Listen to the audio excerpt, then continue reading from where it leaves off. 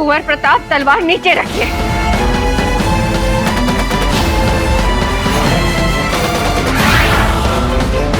प्रताप, हमने कहा तलवार नीचे रखिए।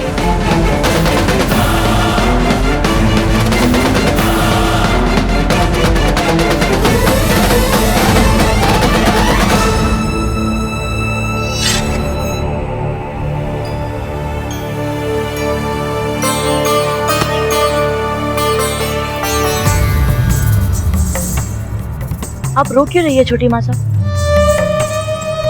क्योंकि आप नहीं जानते कि आपने क्या किया है। पर छोटी मासा तो कहती है कि प्रताप, आपको हमारी सौगंध, इस कक्ष में जो भी हुआ इसके बारे में आप किसी से कुछ नहीं कहेंगे। यदि आपके दाजीराज को पता चल गया तो कोई भी उनका क्रोध शांत नहीं कर पाएगा। पर मासा, आपको मेरी सौगंध, वचन दीजिए, किसी से कुछ नहीं कहेंगे। हम सौगंध खाते हैं छोटी मासा, हम किसी से कुछ नहीं कहेंगे। चलिए, कुछ खा लीजिए। 2 दिन से आपने कुछ खाया नहीं है ना, इसलिए आपको पता नहीं चल रहा कि आप कितने बावरे हो गए। चलिए, ना मन करे खाइए, हम अपने हाथों से खिलाते हैं। ठहर जाइए कुंवर प्रताप। अब क्या हमें आपको आपके दैनिक नियम भी याद दिलाने होंगे प्रताप? क्या आप इतनी सरलता से नित्य कर्म का अनुशासन तक भूल जाएंगे? जीजा, क्या किया है कुंवर प्रताप ने? 2 दिन से तो इन्होंने कुछ खाया भी नहीं है। हम भोजन कर रहे थे तो इन्हें साथ ले आए। घटियानी जी, प्रताप अच्छी तरह जानते हैं कि हम क्या कह रहे हैं और क्यों कह रहे हैं। छोटी मासा, अनर्थ हो जाता हमसे अभी। हमें अभी अपने नित्यक्रम करने हैं। बिना नित्यक्रम करे हम भोजन कैसे ग्रहण कर सकते हैं? प्रताप, भोजन सामने छोड़कर नहीं जाते। नहीं छोटी मासा, भोजन से पहले तो नित्यकर्म धर्म है ना हमारा। चलिए मासा। जीजा, कभी कभी समझ में नहीं आता कि किसकी प्रशंसा अधिक करे, कुंवर प्रताप की या फिर आपकी।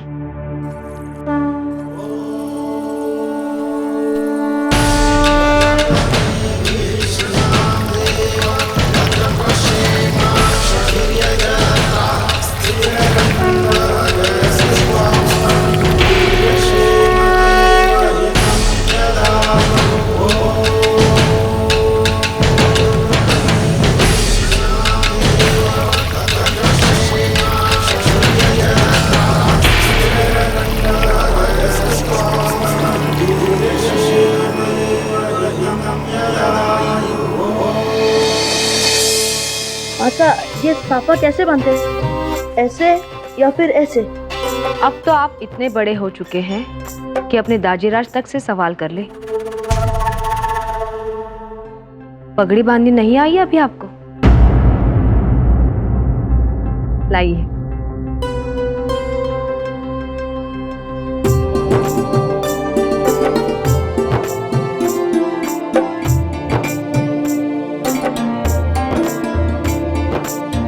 चलिए, पूजा का समय हो गया है।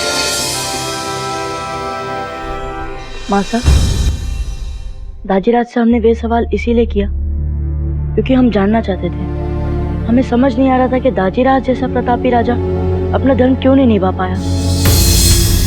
शम्स खान बड़े दरबार में दाजीराज का अपमान कर रहा था, फिर भी दाजीराज ने उसे उचित जवाब क्यों नहीं दिया? मासा, एक बात पूछे आपसे, क्या नित्य पूजा करना आपका धर्म है? बिल्कुल मासा। फिर कल आपने पूजा क्यों नहीं की? आप तो जानती है ना मासा कि हम 2 दिन से बंदी थे। अच्छा, एक और बात पूछते हैं आपसे। हम सब जानते थे कि शम्स खान की छावनी में सिपाहियों के साथ झगड़ा कुंवर शक्ति ने शुरू किया था। फिर भी जब दरबार में आपसे पूछा गया तब आपने सारा दोष अपने ऊपर क्यों लिया? क्या वहां सब कुछ सच सच बताना धर्म नहीं था आपका? हमने आपकी मात्र 2 घटनाएं ली। इन दोनों घटनाओं में आपको अपना धर्म तो पता था, लेकिन इस धर्म को आप निभा नहीं सके। जब राणा जी ने शेरशाह के सामने समर्पण कर उसे किले की चाबी दी, तब उन्होंने अपने योद्धा वाले धर्म के साथ समझौता किया। लेकिन एक कुशल प्रशासक और रक्षक होने का अपना धर्म कुशलता से निभाया, क्योंकि मेवाड़ की परिस्थिति उस समय मेवाड़ के विपरीत थी। एक और युद्ध मेवाड़ को बर्बाद कर देता, इसलिए शूरवीर होते हुए भी प्रजा की भलाई के लिए राणा जी ने अपने शूरवीरता वाले धर्म के साथ समझौता किया। और कल जो दरबार में हुआ मासा, यदि क्रोध में आकर राणा जी एक भी गलत कदम उठाते तो शम्स खान की छावनी उखाड़ फेंकने की उनकी सारी योजनाएं छिन्न भिन्न हो जाती। पता है राणा जी को शम्स खान से यह समझौता कितना महंगा पड़ा? महंगा? उसके लिए राणा जी को राजकोष से इतनी सारी स्वर्ण मुद्राएं देनी पड़ी है कि अब किले के कर्मचारियों का वेतन भी राणा जी को निजी कोष से देना पड़ रहा है। इसलिए कर्मचारियों ने अपना वेतन तक लेना बंद कर दिया है। कुंवर जी, एक राजा को युद्ध क्षेत्र में ही नहीं, युद्ध क्षेत्र के बाहर भी हर पल सूझबूझ की परीक्षा देनी पड़ती है।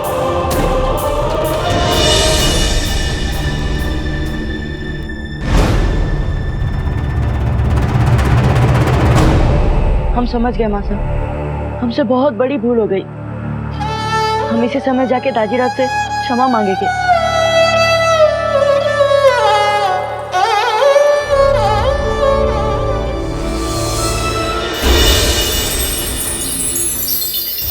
सारी वसूली के बाद आपको गुजारे के लिए आपका हिस्सा हम आपको देंगे।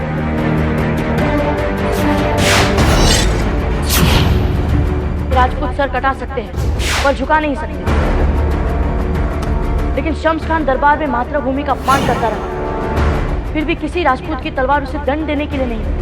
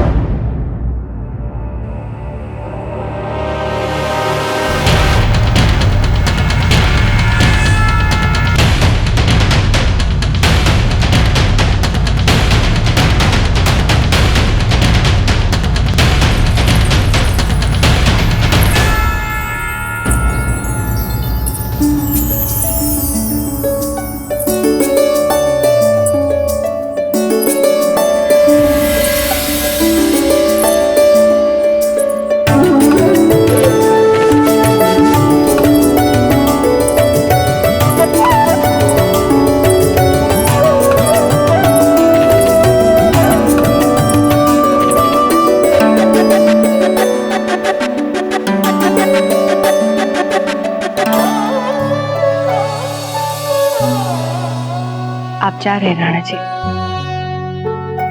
हमें तो आपके साथ 2 घड़ी बैठने का अवसर भी नहीं मिला। और जब नसों में खून बदले की आग में उबल रहा हो तो महल के सारे सुख चैन शत्रु से लगते हैं। हम आपसे शिकायत नहीं कर रहे राणा जी, हम जानते हैं कि हमारी इच्छाएं मेवाड़ के राजा को अपना फर्ज निभाने से नहीं रोक सकती। हम ये भी जानते हैं कि आप पहले मेवाड़ के राजा हैं, फिर हमारे। वैसे किस मुहिम पर निकल रहे हैं? मेवाड़ की स्वतंत्रता के लिए आज हम पहला ठोस कदम उठाने जा रहे हैं। आप देखिएगा पटियानी जी, शम्स खान उस दिन और उस पल के लिए पछताएगा जब वो हमारे महल में आकर हमारा, हमारी प्रजा का और हमारे परिवार का अपमान किया। बहुत पछताएगा शम्स खान। एकलिंगनाथ जी के आशीर्वाद आपकी रक्षा करें। ऐसा क्यों लग रहा है कि आप कुछ पूछना चाहते हैं?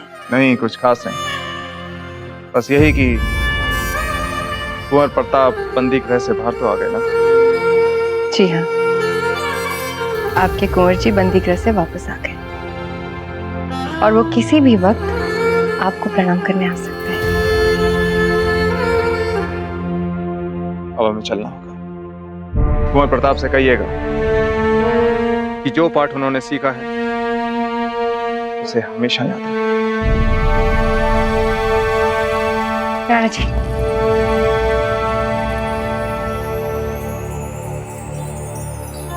एक बात कहें आपसे,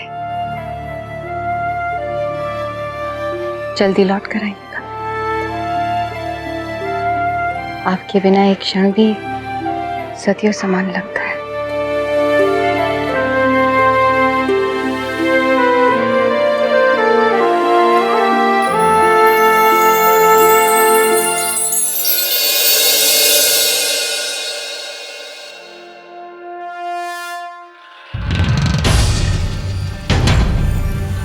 प्रजा की भलाई के लिए राणा जी ने अपने शूरवीरता वाले धर्म के साथ समझौता किया।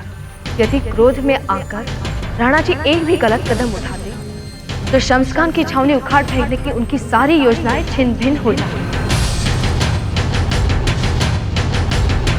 दाजीराज अपने कक्ष में है? अन्नदाता तो अभी अभी गए हैं। क्या चले गए? जी नहीं,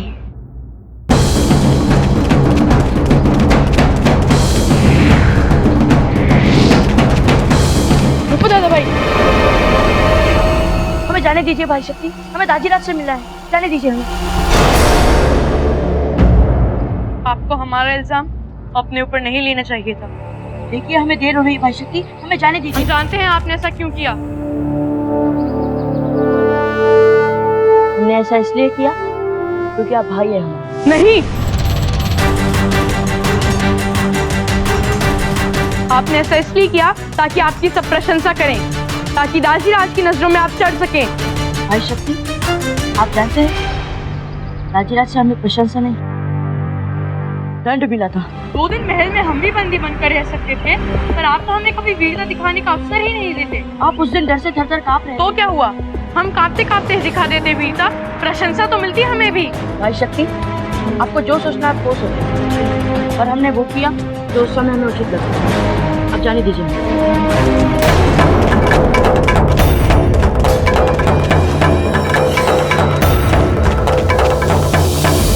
हमें जाने दे, हमें दाजीराज से मिलना है, जाने दीजिए हमें। क्षमा करें बाबूजीराज, आपके लिए हमें अन्नदाता के स्पष्ट आदेश हैं कि आपको हथियार बंद रक्षक के बिना किले के बाहर नहीं जाने दिया जाए। देखिए हमें इसी समय दाजीराज से मिलना है, आप क्यों रोक रहे हैं हमें? हमें जाने दीजिए। क्षमा करें बाबूजीराज, हमें आदेश नहीं है।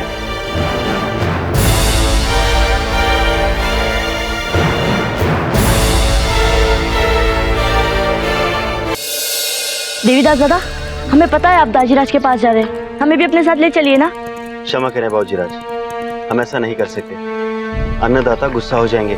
हम शपथ लेके कहते हैं, हम आपके लिए कोई समस्या नहीं खड़ी करेंगे। हमें तो केवल क्षमा मांगनी है दाजीराज से। ले चलिए ना दादा। चलिए।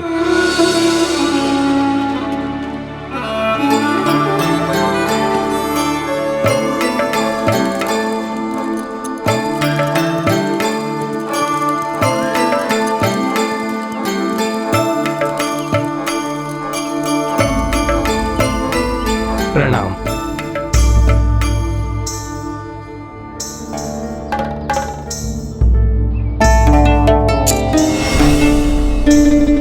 ये तुम्हारी बहन के ब्याह के लिए, पर हाँ, इसे लौटाना मत भूलना।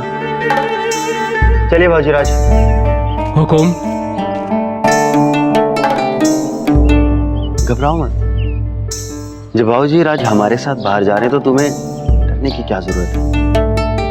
कोई तुम्हें कुछ क्या बोलेगा, डरो मत।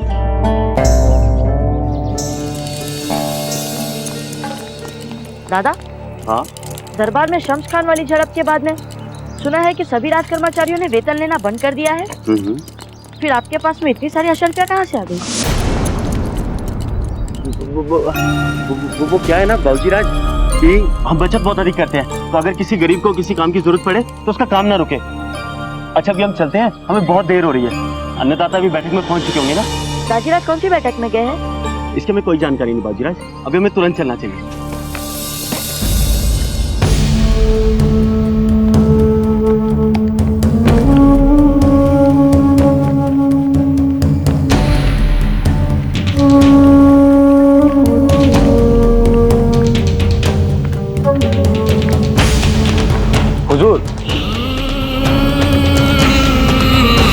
वक्त न छेड़ो हमें।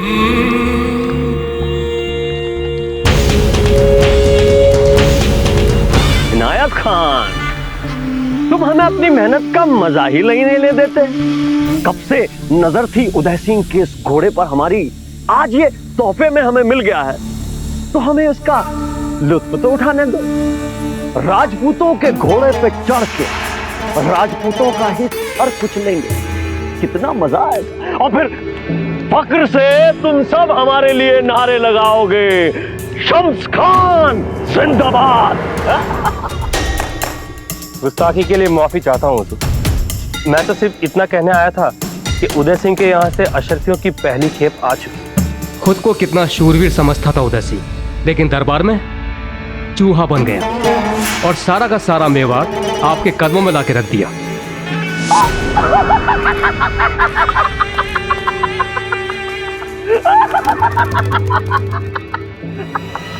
ले जाओ इस बेवकूफ को हमारी नजरों के सामने और थार के रेगिस्तान में तपती रेत में छोड़ना। भूख प्यास और लू के थपेड़ों से तड़प तड़प के मरना चाहिए बेवकूफ। अगर ये तू सोचता है कि उदय सिंह ने हमसे घबरा के हमें ये सब दिया है तो फिर तेरे जैसा बेवकूफ दुनिया में दूसरा नहीं है। उदय सिंह तो इसलिए चुप था क्योंकि वो हमारे खिलाफ एक बड़ी साजिश रच रहा है। वो नहीं चाहता कि उसकी साजिश पकने से पहले खुल जाए। राजपूतों की रगों में चीते का खून होता है, वो कभी खामोश नहीं बैठेंगे।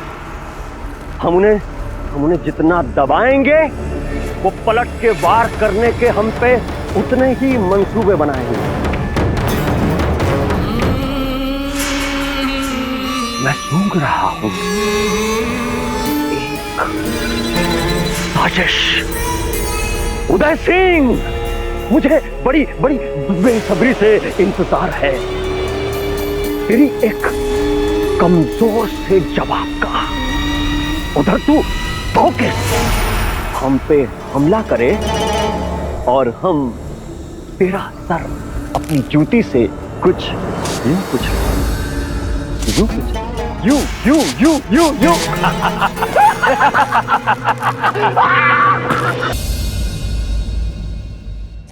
देवीदास दादा, आप हमेशा घोड़े पर हमें धूप से बचाने की कोशिश करते हैं ना, पर जब हमें सारी उम्र युद्ध के मैदान में रहना है तो अभी से धूप में घुड़सवारी की आदत तो डालनी होगी ना। बाबूजी, ये सही है कि आप मेवाड़ के राजकुमार हैं और मैं आपका एक साधारण सा सेवक, मगर भूल चूक माफ। मैंने सदा आपको अपने बच्चों सा माना और फिर बड़ों के होते बच्चों की आंख पे धूप पड़े, ये कैसे हो सकता है?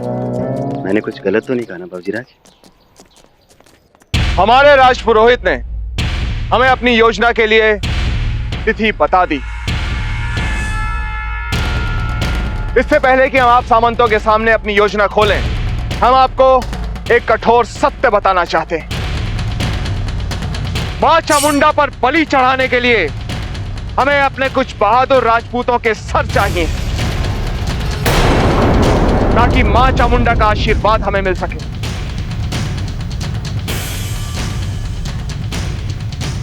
हम तंबू के अंदर बैठे हैं, आप लोग आपस में सलाह कर लीजिए कि कौन इस पुण्य कार्य के लिए अपने प्राणों की बलि देने के लिए तैयार है।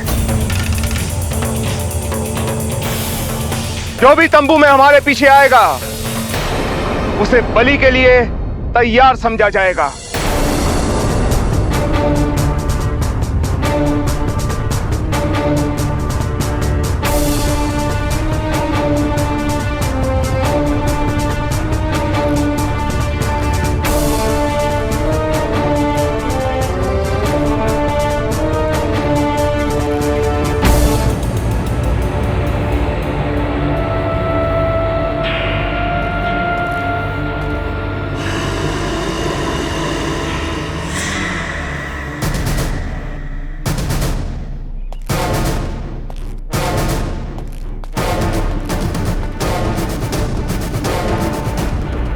रावत साइदास चुंडावत पीढ़ियों से मेवाड़ राजघराने के विश्वास पात्र, मेवाड़ी फौज के हराबल दस्तेदार, मेवाड़ के लिए बलिदान के पहले हकदार।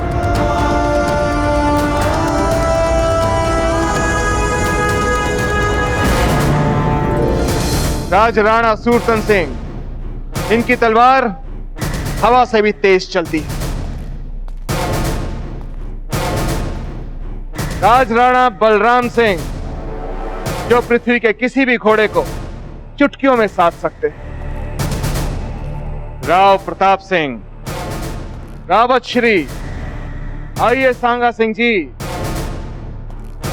आइए।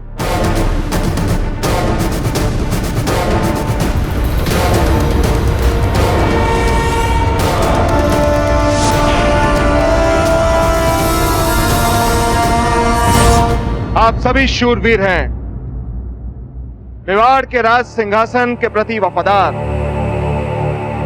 आप सब हमारे एक इशारे पर अपनी जान लुटा सकते हैं।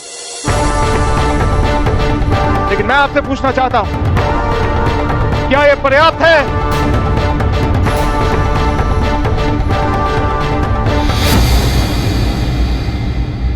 क्या हुआ देवीदास दादा, हम रुक क्यों गए? बाबूजीराज, लगता है अन्नदाता की बैठक आरंभ हो चुकी है। आप यहीं रुके और उनकी प्रतीक्षा करें। बैठक के बीच में वहां नहीं जा सकते, लेकिन मुझे उनकी सेवा के लिए वहां मौजूद रहना, इसलिए मैं जाकर अपनी तैनाती लेता हूँ। आप चिंता ना करें दादा, हम यहीं रुक के दाजीराज की प्रतीक्षा कर लेंगे।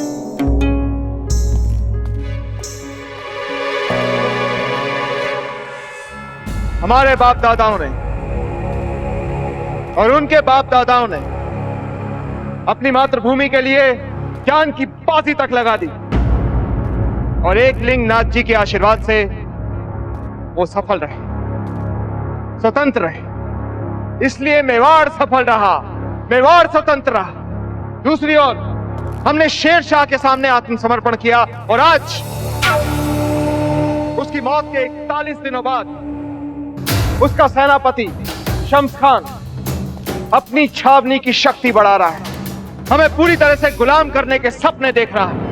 आज चित्तौड़ के किले पर मेवाड़ का ध्वज नहीं, अफगान का ध्वज लहरा रहा है। क्या ये सब देखकर आपका सर लज्जा से झुक नहीं जाता? क्या आपका मन नहीं रोता? बोलिए, क्या ये लज्जा की बात नहीं है कि हमें अपनी भूमि पर छुप छुप कर मिलना पड़ता है? क्या वो सब कुछ सोचकर आपके मन में उसका खून बहाने की इच्छा नहीं हुई?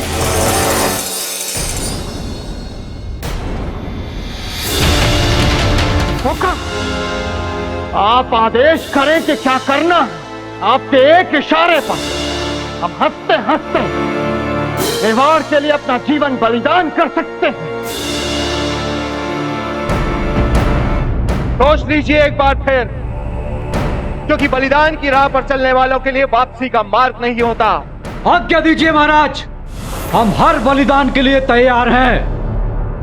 हाँ, तैयार है, तैयार है, तैयार है, तैयार है, तैयार है, तैयार है, तैयार है।